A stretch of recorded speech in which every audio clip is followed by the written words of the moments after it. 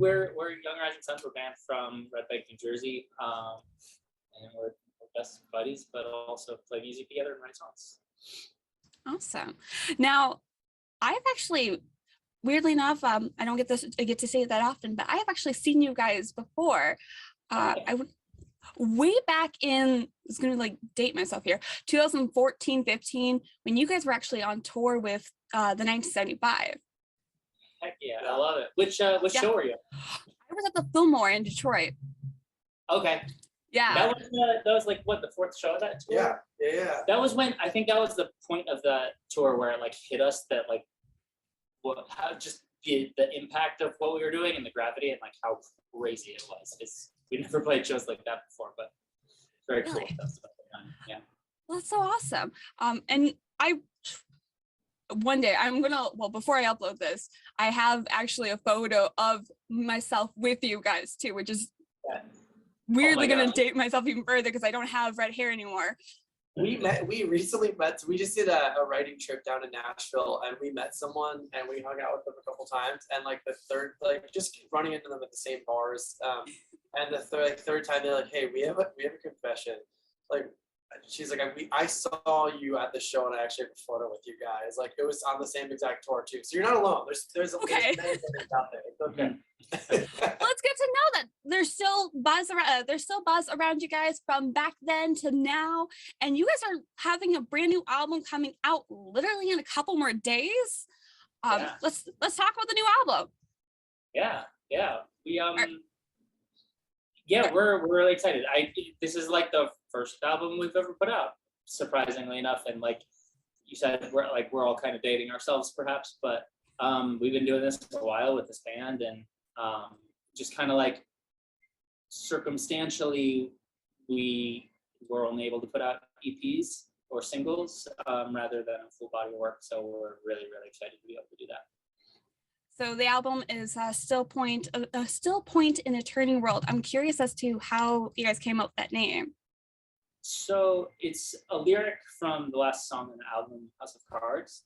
But even more than that, it's sort of just a state of mind, I think, that we all kind of tried to adopt while writing this, just to be present and be in the moment, because it's so easy to live in past and think about things that have happened or think about what might happen in the future, and this was sort of like an exercise for ourselves to be present and be in the moment, because I don't know, I feel like that's how you get the most out of life, personally. So yeah, that's kind of what it is in a nutshell.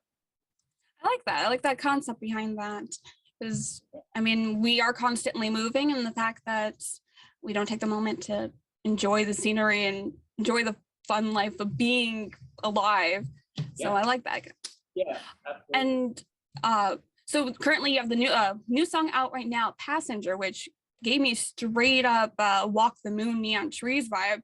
I want to know a little bit more about that song that's out right now. Yeah, so it's sort of like the anthemic live in the moment kind of song that sort of encapsulates the entire CD.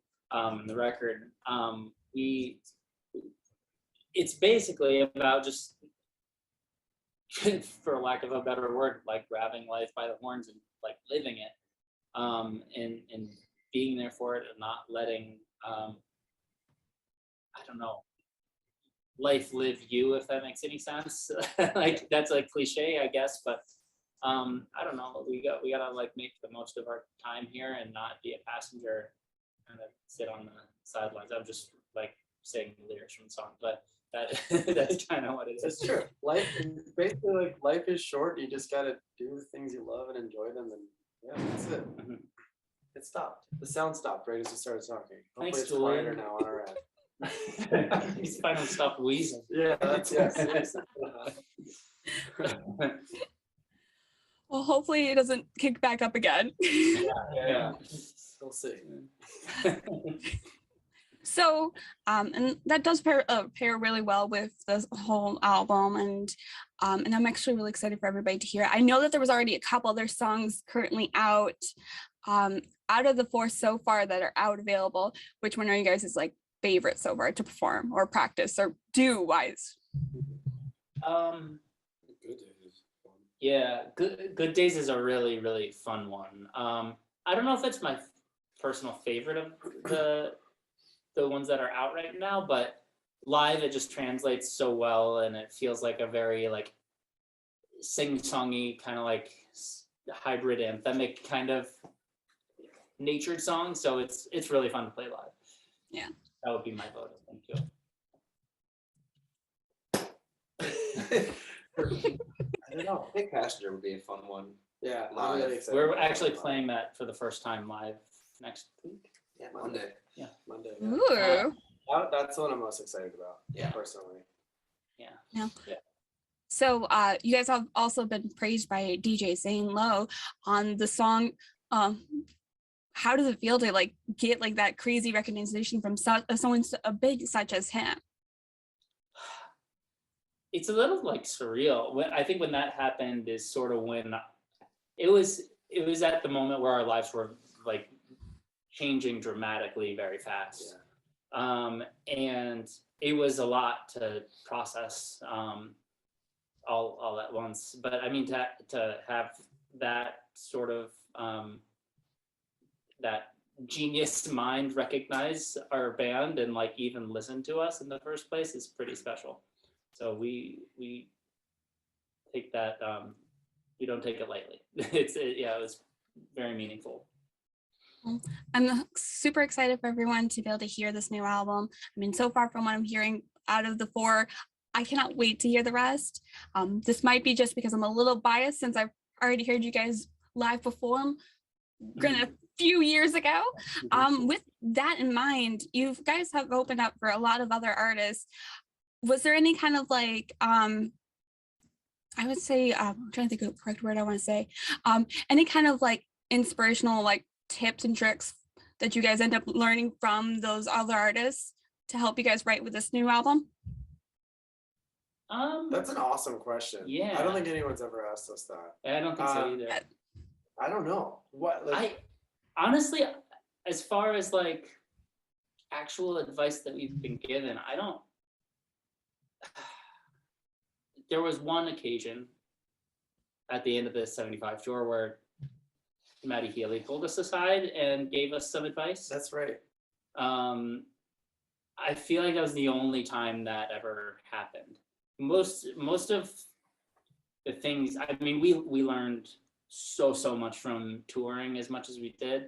But I think part of it, like the best way to learn it is to just live it and go through it and kind of like, for lack of a better word, like eat the shit and like live through the nightmare that touring can be sometimes, because then you can truly really like appreciate the better moments of touring, and it's all great in retrospect, but I mean it like tests you, I think. But I think this wasn't even like direct advice, and this really had nothing. It really doesn't wind up like translating to writing or anything like that for this album in particular. But I think the Kooks as a band, just the way they carried themselves, the way they did everything on tour, just the type of people that they are, they taught us a lot. And just like this is like these guys are pros, and everything they do, like they treat everyone so well, they take care of everyone, like and we were like, wow, we need to like, if we are ever in a position like them to be doing these like big tours and bringing out other artists and stuff, it's like that was a big moment for us, being like, wow, everyone like on their team is just are the greatest. That really was like a great learning moment, at least. Being like, this is how it should be done, and how everyone should treat artists that tour with them. Yeah. Gosh, that sounds awesome. Now I feel like I need to go see the Kooks. I haven't seen them yet. Amazing live too. Like what a great band to watch every night. Really incredible. So was there any like moments while on tour with all these guys that was that my phone that did that? It was. Oh my gosh. I heard a buzz sound and didn't realize what it was coming from, and realized it was mine.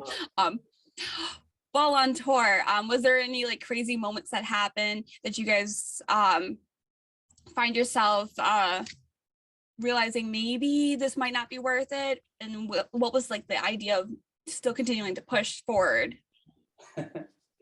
Yeah. Well, I don't know if it was a moment of like genuinely thinking, oh God, this isn't worth it. But I don't remember what tour it was, but just to preface whatever you're gonna say, like the entire, like, being an artist and touring, you have those moments every single day of your life, and it's like, and they're all varying degrees of being like bad. Like sometimes you just wake up and you're not in the right mood, and you like your door gets stuck opening or something out of your hotel room, and you're like, fuck it, I quit everything. And then like, you know, there's other things as well where you like that are really discouraging as an artist and stuff like that. But it's everything. Anyway, continue. Whatever you're gonna say. now that you have said that, there are like two occasions that I can think of. One was driving to Phoenix from San Diego, I think, when we blew a tire. Yeah. And we had a radio show in the morning. It was like, we were supposed to be there at 9, and like ideally we were driving overnight, and we would have gotten there to get like at least 4 hours of sleep. Like it's better than nothing, not ideal. Yeah. But of course, like a tire popped, and like we were stuck in the middle of the desert in Arizona for like hours, and like out of reach for AAA to come help us. I don't even remember how it got It resolved, was so bad. but we coasted in there like an hour late, and immediately like had to go do our thing, hadn't slept, and it was just like one of those moments that really tested you. I don't think any of us were like ready to quit, but it was rough. And then we had to go play like a actual show that night too, and it's a lot. It like definitely tests your mental will. Yeah. I bet. I've only had to change one tire in my life so far. Like knocking on wood real quick. So I can kind of understand, but not with the like lack of sleep. Holy crap! Did you guys have to do like an interview afterwards? And yeah, it was like the full. We literally, yeah, like we were like, all right, we'll get at least we'll sleep like 4 hours. It's like that sucks, but it's better than nothing. And then we had to go do like a radio performance, and then we had to go do like a meet and greet, and then we had to go sound check and do our show, like the whole day, everything. And then I just like kind of remember all of us like leaning against the van outside of it, just like falling asleep, because like kind of like waiting for help essentially. I think we left our tour manager like handling, and we got like, we like literally Ubered the rest of the way or something insane. Yeah, and I don't know, it was bad. I just know all of it was bad. Then all of us we just like didn't sleep for like 36 hours at that point. Not great. But we do it because we love it, so it's all right. We didn't quit that. We won't quit next time it happens. Exactly. And now that you guys have your own new album fully out, coming out, well, I'm hoping this is going to be out the day that your guys' album's out. And you guys just performed your new song. What's it like? What's going to be the forecast for the future in terms of touring? It's been very like touch and go, just with COVID and everything. It's kind of all been up in the air for every artist. But it seems like everyone is like really ready to get out and start touring, and people are ready to see shows again. So hopefully in the summer, early fall, we'll be out and playing some shows. Nothing set in stone or that we can really talk about yet, but yeah, that's the goal. There's stuff in the works. Yeah. All right. Well, it gives us enough time to be able to listen to the songs and be able to like get in our head of what's going to happen live. Just gotta learn all the lyrics. Yes, I'm at the point of the little interview where I have like a bunch of these random conversation card questions. You guys ready for it? Let's go. They're going to be variations between weird to like meaningful, I guess, in a way. Cool. Awesome. All right.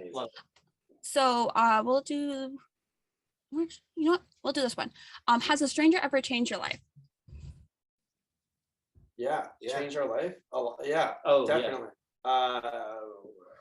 Some of them are like really personal things too. Like we've just run into fans of our music who have said how like our music affected them, and like, you know, there's always plenty of days where, like we were saying before, you have a flat tire and you sleep 0 hours, and you're like, I kind of want to quit, and then you run into someone who literally is like, your music saved my life, and that like affects us. It keeps us going, and it really is like that's a major thing.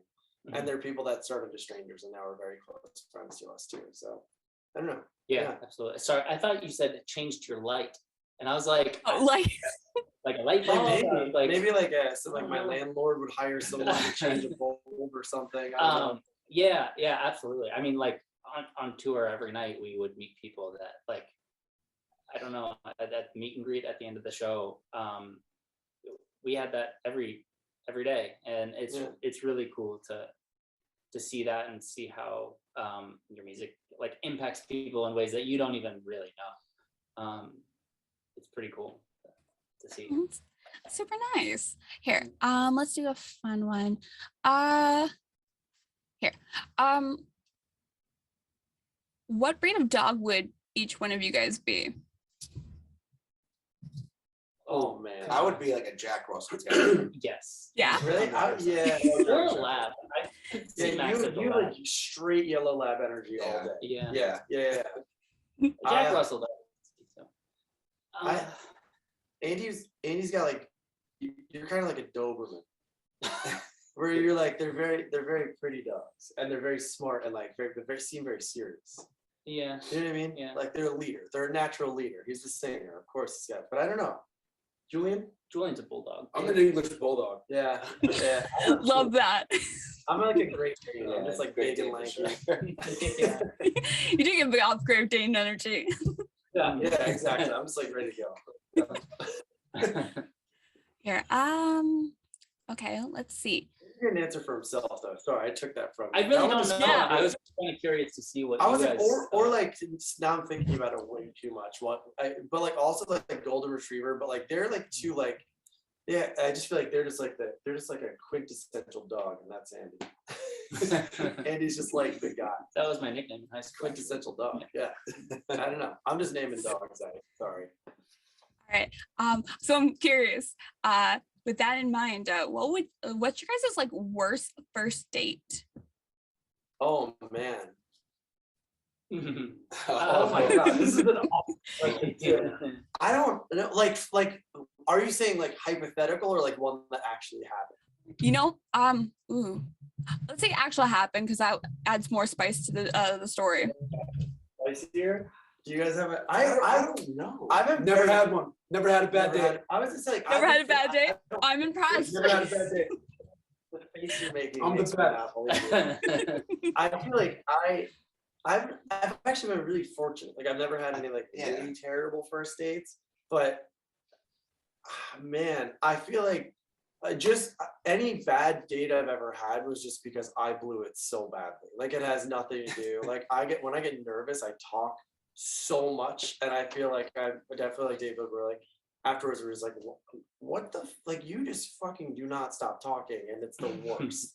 And then I was like, but nothing like really terrible ever happened. I'm gonna speak on behalf of my friend. One of my friends, first date ever. He like 10 minutes into the day got up and went into the bathroom and slipped in the bathroom so badly that he fractured his hip. And he literally had to call his mom and have his mom pick him up from this first date. So he's just in the bathroom for like 20 minutes, just like writhing in pain, and then his mom comes and picks him up. And it's like, it literally, if he didn't get hurt, it would be like the funniest thing. And it still is funny. It's funny. It's hilarious. Yeah, so that was a bad one. He told me the story, and I think what Julian's doing right now. I laughed for like 25 minutes. But he still, he went on another date with me. So it worked out. The fact that she came back for a second date. Oh my gosh. Yeah, I would be like terrified. Yeah. I would be like waiting. I'll be sitting there waiting, going, okay, why hasn't he shown up? It's been late. Did he just stood me up? What? And then just to see him being carried by his mom outside. I'm like, yeah. Oh. All of it so embarrassing. My dude. Man, that's so. I'm gonna be thinking about that for a little bit. He was like young. He was like very young too. Like it's like I think he was in like high school when I happened, but it's still the funniest thing in the world to me. Here. Anyway, good now. That one's a good one. I like that one a lot. Here, let's see. What would be oh gosh, I'm gonna read this wrong. What would your younger self not believe about your life right now? All of it. Everything. Yeah. All of it. Yeah. Oh man, it's funny. We have a lot of like those moments where we think, I don't know. It's easy to feel like dejected in this industry. We feel it like very often, but if like perspective is everything, I think. And if you like think back to like your younger self, like what would they think of where you are now? Like I think I'd like 12-year-old Andy would be like, fuck yeah, that's so sick. Yeah. You're killing it. Yeah, perspective is so important. I think, yeah, it's pretty cool. I think younger me would be very surprised that I'm a vegetarian because I pretty much just exclusively ate like roast beef for like 6 years of my life when I was a kid. That's like not mixed. That's just a funny. No, Sam. Like my younger son, like you're a health nut now. How? Yeah, what happened? Well, What happened? like several years ago, you ate. Yeah. You were like a meat eater. It was awful. Serious. It was like Taco Bell, healthy option, just meat, sure. And now I'm like, I stay away from it. It's pretty cool. Yeah. I wouldn't have believed it. But Or how much coffee I drink. I think that would be shocking. Yeah. Yeah. I definitely agree with you on the coffee. I drink way too much. Oh, so bad. It's All of hard. us have. Or Max didn't drink coffee when he met us. Yeah, and we- now he drinks like we 4 or 5 just- cups I a day. blame Andy. Yeah, it's bad. I take full responsibility for that. Yeah, Andy Yeah. just pure protein. I would sleep over on his couch like every week, and he would just wake me up with a cup of coffee. He would drink it. He said, "Just have it. You'll feel better." Like, We'll solve the issues. Here, we'll do one last one. I want to do a different one. I have like these really variations of crazy cards. This one deck that I have is completely crazy with just random questions being like, what is God's guilty pleasure? To like, Oh man. what's the worst last meal to have on death row? The worst. Yes. I haven't pulled this one out, so this is the first time reading it. That was just happening straight up. The worst last meal. Yeah. It's Cold just, Applebee's. it's just sad. Just sad.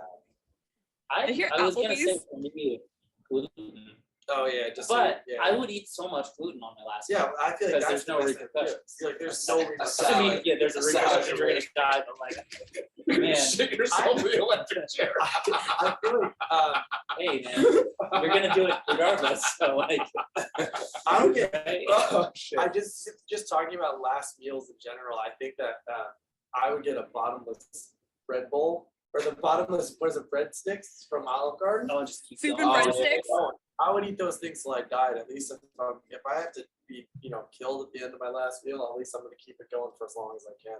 Might as well eat myself to death. I feel like there's a point where you hit with bottomless breadsticks where you're ready. Yeah, like, I'm ready to die. Yeah. I had someone mentioned to me that they would eat just popcorn kernels. So if they were to get they would explode. That's a good idea. Oh, when you get that. I love that so much. Oh my god. That's the smartest. Whoever told you that should be the president. They're the smartest person alive. That's thinking ahead. Yes, it was. Keep She that. had the whole idea concept. Oh, that's good. I'm a big fan of that. Oh my god. Wow. Great. Because it's like at least it's fun. I need to know who this is. They wouldn't notice it until it happened, and then it's just like, I guess, gosh, would it still smell like popcorn though? You're like, I don't know. Oh my god. I feel like I'm not a scientist. I'm you're like, not at really least sure. like like at least it's like fun for everyone on your way out. Will it be? I mean, it'd be kind of if someone exploded into popcorn when they died, I would be like, this was a way better alternative than what could have happened. Yeah. Wow. This got dark quick, but also It did. Like I told you, these cards are they go from like safe bet cards to like really like disturbing cards. Like this is like worse than Cards Against Humanity wise. Yeah. Yeah. Great. I kind of like it. I'm glad. Here. So with that being said, I think this might be Wait, now I'm not sure if it's like a dark moment. Should I do a little happier card then? No. No. Whatever you want, dealer's choice. What Yeah. is? All right. We'll do one last one. I'm gonna pick a safe bet. No, I don't like that one. All right. Here, we'll just do if you guys own a circus, which performer would you be? Oh man, world's tallest man. Boy, No, I don't know. I would want to do the like the rings. I think. I would be the guy like in the globe cage with the dirt bike, just Yeah, that would Yeah, be me. absolutely. Yeah. I don't know. Just going super close. I'm trapeze artist. Yeah, I feel like Julie and I would be the trapeze act. We like grab each other in the arms like yeah. this. I got. like I hanging have upside down I like can this. grab it. Yeah. Yeah, We do have a good reach for that. yeah. We'd be great. Yeah. We're just so graceful. Dude, very. It'd be amazing. I think that would be a really good. What would you be, Andy? That's what I said initially. Oh, Well, I we- said so the we all- rings, but that What do you meant? The ring. Yeah. I just thought you were just like a guy who's just which like, means though, like I probably shouldn't do it because I don't even know what it's called. Or I thought you Um, meant you were like a ringleader. You're Like like a- the like a guy. top hat. Like Yeah, the who's tails like, on come on to my. Yeah. I'd be the guy that gets like trampled by trampled by the elephants. elephant. That would be- Riding the elephant. Yeah, I would definitely perish in the first Yeah. weekend of a carnival. I don't have good luck with mine. Steve and I just watching from like the top of it, just like, Oh, oh, we damn. find Robin's family. That's true. And then, yeah, I don't know. That's how they died. Oh, you're talking about Batman and Robin? Batman. Yeah. Yeah, Robin's The family. flying graces. And- yeah, they flew too much. Close to the sun. Just one too Robin many looking times. down, just, oh, fuck. I'm And then the sorry. zoom. I'm sorry. Wow, we did Well, we never found a do way to sound make check. that dark. Yeah, I Yeah. realized that. We cannot. There's something wrong with us. Well, from one dark question to the next dark question, let's make it a little bit more positive. You guys' album is coming out. What's one thing everybody should be excited for? Ooh. Oh man. What Do do you you have think? something? I don't know. I- I mean, I do, but I think, and I don't know, this is more so like a thing that I found a lot of like solace in and like inner peace with. I feel like for this record, we stopped looking at like what other bands were doing and what other artists were doing and just kind of like really took a look at ourselves and what kind of writers we actually are and just tried to be authentic and honest with ourselves. And it felt like we kind of returned back to like what we felt like Young Rising Sun was always meant to be. And that was really, really kind of cool. So I think for people that like have known us for so long, like you saw us in 2014, which is fucking awesome. I feel like it's a little like nostalgic nod to that time when like I don't know, music is all music is wonderful now, not to knock anything, but there's something special about like the like mid to late 2010s in the alternative world that just felt really like hopeful and optimistic to me, and feel like we kind of do a little bit of like a homage to that. So. I like that. And it's a great way to kind of wrap it all up. Where can we be able to find you guys? Everything is just / Young Rising Suns, SONS. So nice and easy. All right. With that, thank you so much for taking the time out of your guys' day. Here, I'm going to push pause real quick.